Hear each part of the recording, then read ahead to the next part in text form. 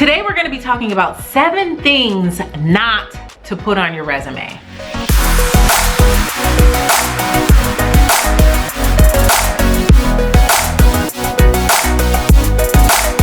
Hi friends, welcome to Moms and Money, where we talk about managing money, making money, and saving money for the women in the household.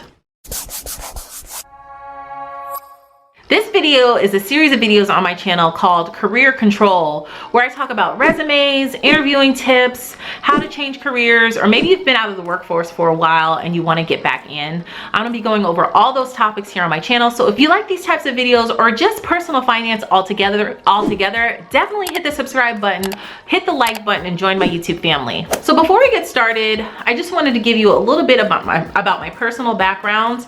I worked in corporate America for over 15 years. And by no means am I an HR expert. I never worked in HR, but I did do a lot of interviewing during that time. I've seen a lot of great resumes and I've seen a lot of crappy ones. I've interviewed people for positions from internships to management of a whole department, or director position for a whole department.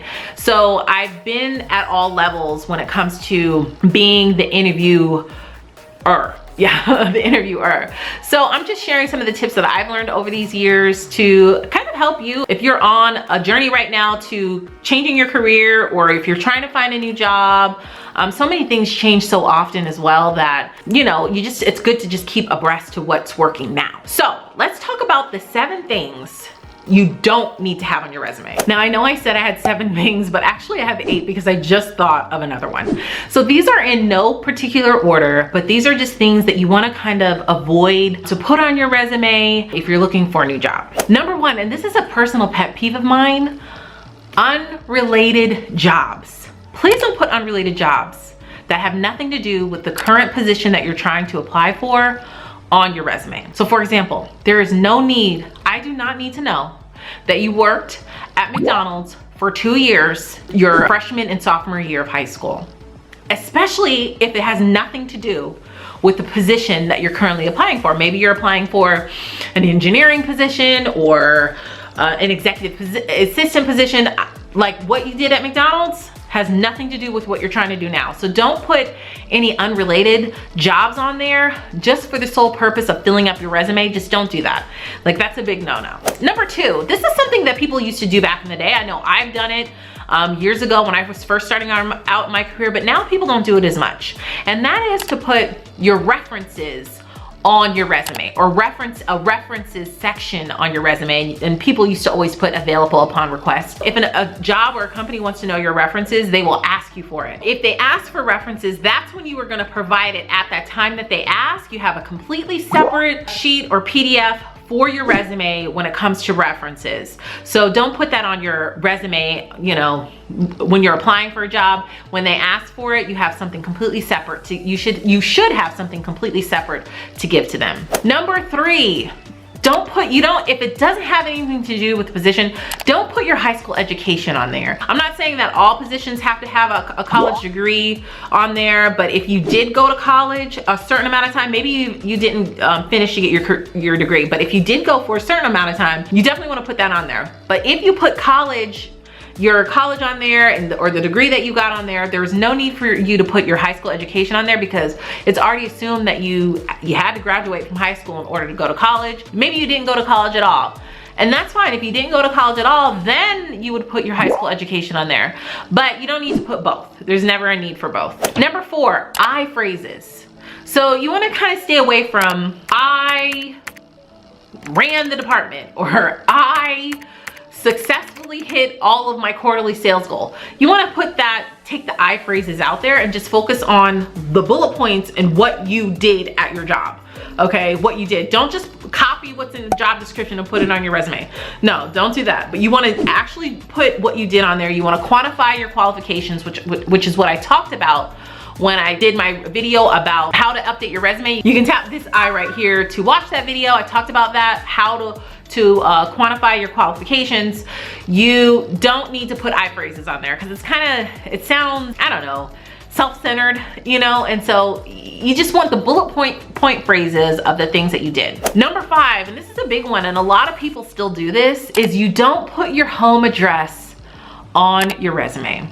Now, there are a couple of reasons why you don't do this. First of all, people are nosy. Okay, so you don't want to put your home address on there so that somebody can Google your address and they see where you live, and then it's just a way for people to make judgments about you. That's the thing. You don't want the person who's looking at your resume to make any personal judgments on you. You just want them to judge you on your experience and your ability to do the current job that you're applying for. That's it. They don't need to judge you on your age. They don't need to judge you on your race. They don't need to judge you on where you live.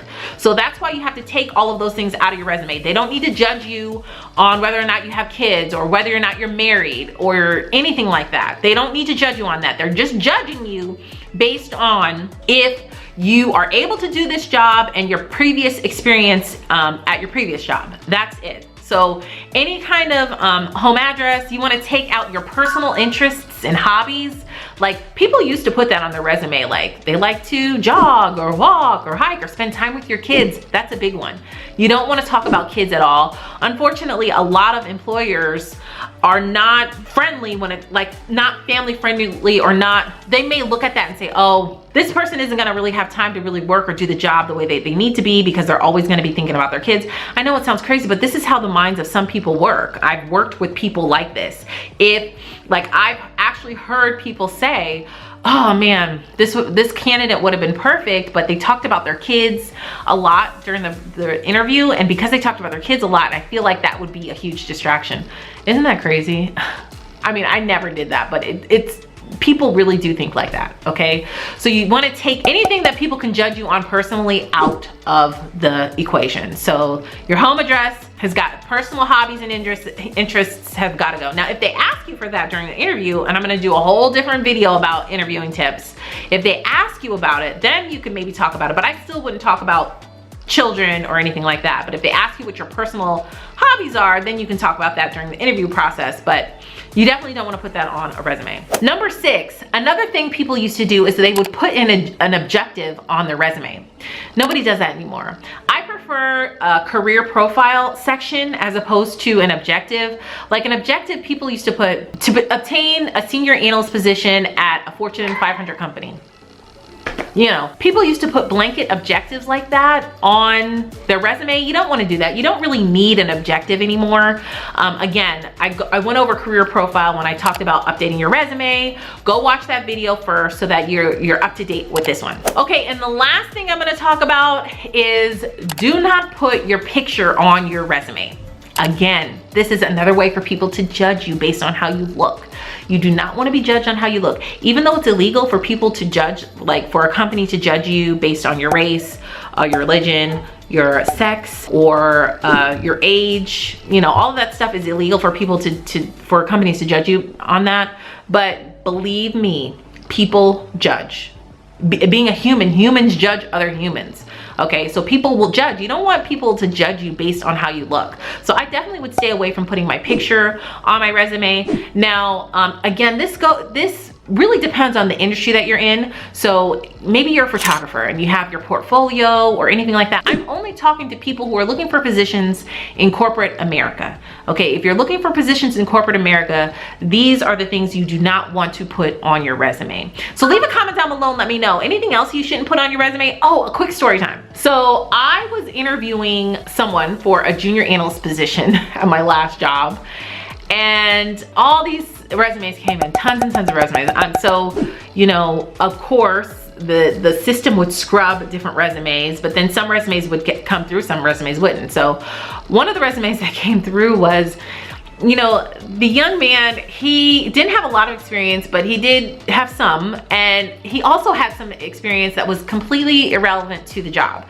Like, he put that he managed Instagram accounts. Now, if you were looking for something in social media or in an like a ad agency, then that would totally work for that position. But for the specific position that we were hiring for the junior analyst, having experience running Instagram accounts had nothing to do with the job. So that was just like a waste to me. It was like a turnoff. It was just a waste. So like I said, don't put unrelated jobs, you know, on your resume. That's a huge one. So leave a comment down below and let me know if maybe you are a recruiter or you're someone who's hired before, leave a comment down below on some of the things that you should not put on your resume. Or if you have any questions or video requests for this series of videos, career control, definitely leave them down below. Let's discuss and have a conversation about different things. Thank you guys so much for watching. If you haven't hit that subscribe button yet, you can tap my picture on the screen, and you can also check out my previous video right next to it, and all of my social media platforms all listed down below. Thank you guys so much for watching, and I'll see you in the next video. Bye.